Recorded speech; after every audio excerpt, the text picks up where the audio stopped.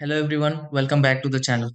If your Sunbeam electric blanket is flashing a red light, the blanket is usually trying to indicate that it has detected a connection, controller, or power related issue. In many cases, the blanket may stop heating until the problem is resolved, which can leave you wondering whether the unit needs to be replaced. Fortunately, a flashing red light does not always point to a major fault. Simple things such as loose connections, interrupted power, or controller communication issues can often start notice.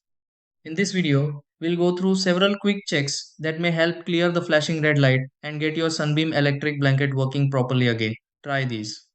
Step 1. Unplug the Sunbeam electric blanket completely.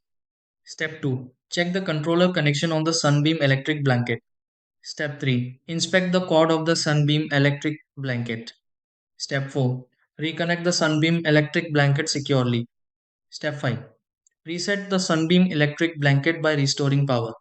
Step 6. Verify the red light on the Sunbeam electric blanket stops flashing.